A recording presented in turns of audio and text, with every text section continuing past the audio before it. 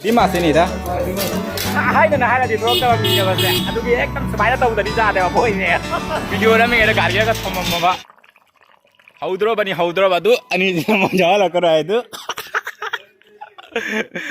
Hi ma'am, good morning. Ado ma'am ngasi di akoi se Ilisa ga pan ga thong ba sa ge to bane ba. Aduna hajik se Ilisa se lai ba thorai mi. Ado chatmin na ga ba mi ma lak tre ba du do ngai mi ba. Do handak se hi gi di ahan ba Ilisa ga pan ga thong bo ide mi do. Do lo hajik sidi Ilisa ga pan ga se jam sathi na haw ba matam ni. Hai di handak se hi gi su ahan ba ide ba du mathak ta jam sathi na su haw ba Ilisa haw ba matam ai do adu du ne ba. Do Ilisa sidi akoi desa pot ga thong ba di haw te na hai di alu ga thong ma se thoidok na ai di haw ta ne ba. Pan ga thong ba di sathi na na ra ba ne ba Ilisa se. Adu do hajik se ai lai ba chatlu ra ga do chatla ga ya do kamai to khot pa do ai loina jing halak ba. Akoi siga di kaino se akoi gi Ilisa se mafam punamak ta phangi akoi bazar punamak ta phangi aduna haw su loina phangi ba acho ba macha loina makhal nai na phangi do hajik se chatla ga ya do ga do ai di jang hala ga makha do ma'am video se mina se aduga diri bai chinaw singa ma'am video se like to video mu share to video mu aduga subscribe to video singa ma'am subscribe to sun mu do ma'am chatla se thoro ba la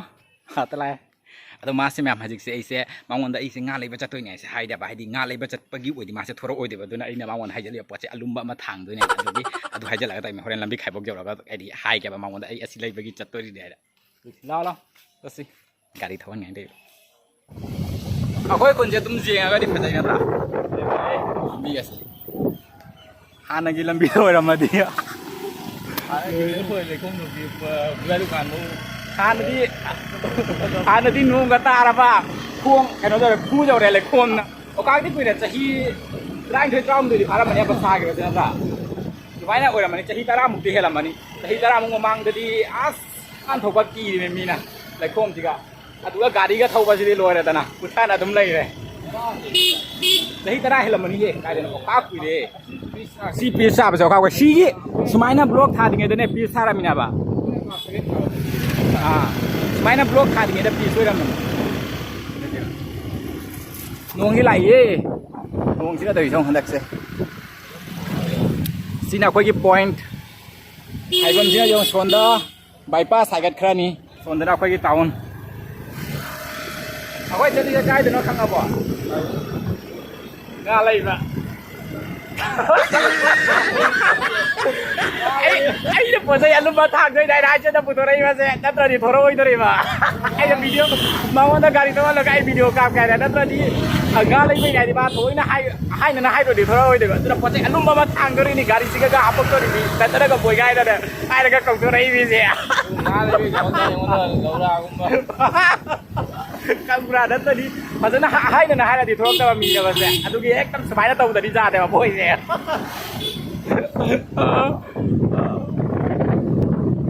Why lambi sana blok thara minatra? Apa ini lambi se asondana aput atong dum nai nei den phajana phat ta pi dra banatra. Ta toy. Point jaw re sigai mo mu khai de mi haido kai jing ga point se jam gare koi sai se. Out of Silchar gi mina ga asiga su bazar amani ko asai siga di jam akaba do phangde duna mamang gi poya son gi akoi gi national highway point gi do ba chatoi na ba. Ado akoi gi sai je sathina haidi haibam jam gare point ta gi su ata koi na chatoi se asiga su haibam ngata ni point haiba akoi gi macin khuding gi lamphung mari nya ba lai na ri se na ado akoi siga Silchar lai ta mina ado pa haidi nungni gi khran ti gi lak pa mina ne akoi siga la agam ngau ni haibam khamoi achana haibam jami lambi su loina chap chap mana bo tumai na oi ne ba u ba da Guwahati lambi da na ado ju Guwahati na di kharap tha gare da koi chum no khak sang na chat le ba akoi sigai gi na matek jor ka ne haipam cha jam sathi na jami chili gari ma cha to ba gi sumai na chili la ma cha ba ne da ai di ado da kai car chala su kai no khirki anu chale mai AC doi sungai yai na de phungat li AC da ga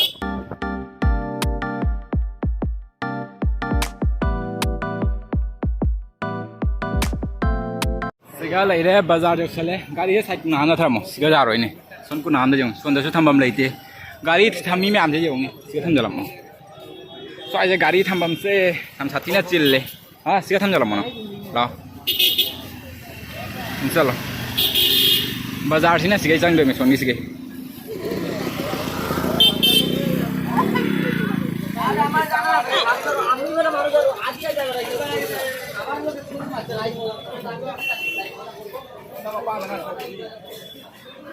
Lagi tu nak soal mana?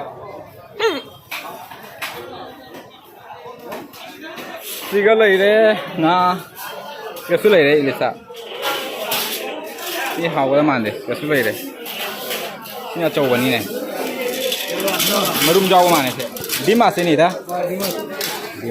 dim sara nai ni dim sara uta dekhi kilo koto আছে 1000 আর ডিমটা 1200 কো 1100 রাখবো আর এটা কম হইতো না নি 900 রাখি দিব তোমার লাগি নো যা কত টাকা নিছো জলিয়াল দাও এটা চেক আছে যে হিরো কইতো না দেখাই দিবি গলে বাজার হ্যাঁ সিগাল লাউরে কইগি সিঙ্গাই চাওবে সিদি হ্যাঁ চাওলে আসি সরিংয়া সরিং খুচাওনি এটা বাও নত্র এটা কয় কিলো গো কয় কিলো গো পুরা 15 किलो मतन सरिंग सिजु हावरनी अखोगी सेले रे ला ए थोपजा रे ना से किलो द क्यानो लिसिंग अमा हाय लुपा 4 की दोरदा परपने 4 दे 55 की दोरदा परपने क्यानो कोई साइस की बाजार में आम सिना बो मचेत मचेत लेबनी ने को का गाव बस जावरे असी गता दे बाजार अहुम मरी ने बा माइना चांग मा दुम चाव चाव अखोई फातो बाजार नो खाइदे चाव बाजार नि अदुगा चलदि खरा सु होंगा दा बादो nga kitang laway-damak na athat na sa ringa ba lambi lan ba si mabokok ngaw ni ako sa gari si sonday mo hayrak video namin ada gari ka thomam ba gachi malay me jama ka mate mano pula niya ba po alam ma tagoy da era ngata gina ga toray niya mala idoro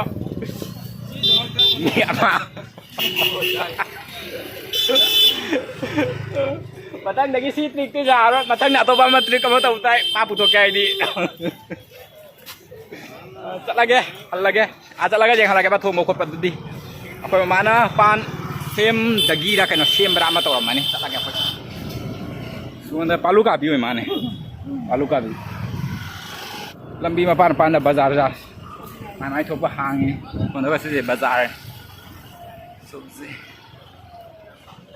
soai biu sih apa saja Jumju pada balai bani siga. Kun sange kun je jorok pada nungsi. Ama canghan ngare. Hei. Kam dok dai kam dok ga.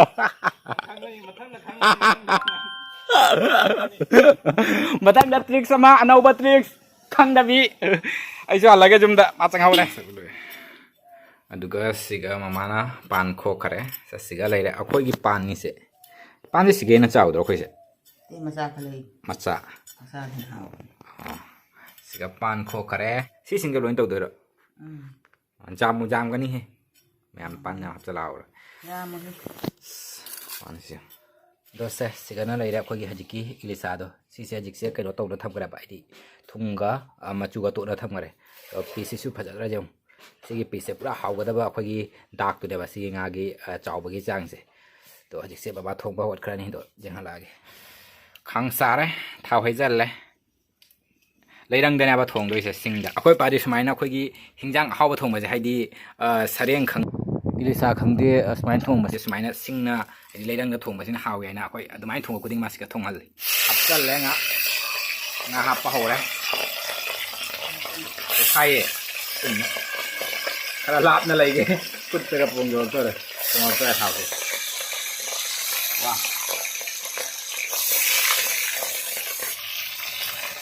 ini celak tu orang asli tu. Aduga sesigana lagi deh, pando phajana chamba loy deh, aduga siga jenam, asiga tahu thong gini ba, aduga siga morok atek pakra, soya ga hape. Ngangau ba loy deh, hazik, kena ngomong orang ni pan mu.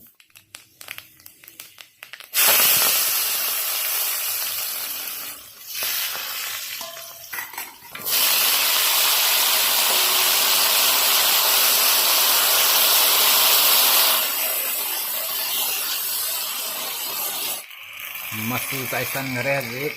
masih serap kala buka morok mukhra taisan lah kan nading thong doi ni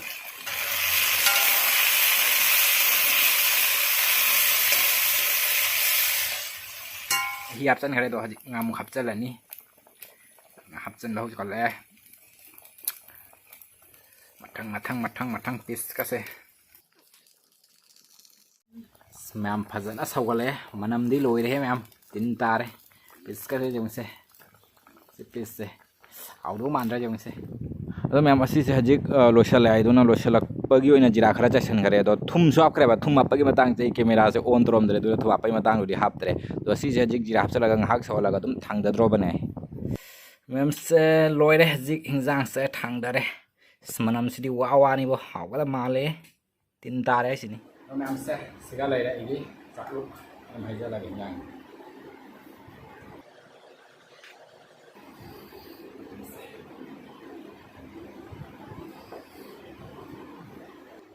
सागे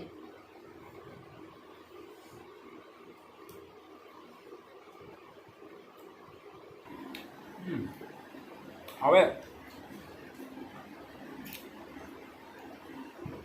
मैं mummy आता हाँ तो बाग को मारा संचार मुझे उड़ा रहा है अबे ना हाँ हाँ हाँ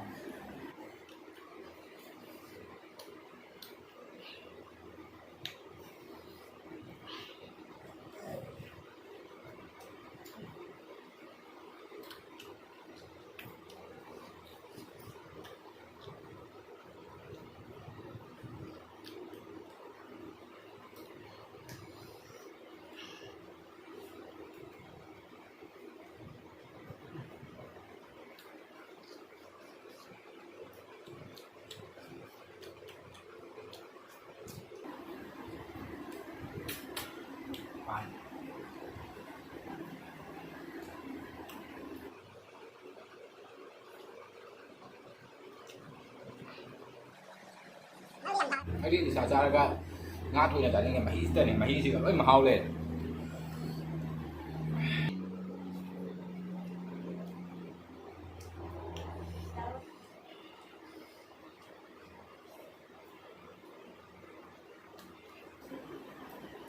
मैम चाह बस इधर स्वाद ऐसे मिसल है कोई दी मखाना फम्मा का पचनम तनिए ताना चाह क्या कौन है ना अस मैम लोरे साहब उक्का जाओ उक्का डिंग डिंग लाओ रे फजना कनो तोरा मैबा हौरा मैबा ngasi gi कनो से इलिसा से अखोई gi कनो आइदे मही से ना बजम साथी ना हाउ से आई दी अखोई इलिसा से चारा का आई कनो से आई माकी nga से थुदोक ना पाम दे माकी मही से ना बाइना जाम पामी से nga दे थुदोक ना चानिंग बो दे मही से गा लोरे महाउ दी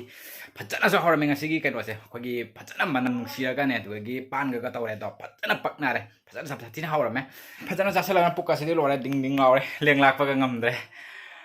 फरे ngasi gi भिडियो स्वाइड सम लोइसलागे जामनसु सायबादुना आई हंदकसे भिडियो से तोइना आइदि नमनिंग दा सामंगाल हिना साय अदो गसिगि दिलो सलागे मैम भिडियो साय सिगा तो मैम सपोर्ट होइना लाइक शेयर अमदि सब्सक्राइब तो बिरम काबगन दो कथंग भिडियो तो थेंगनार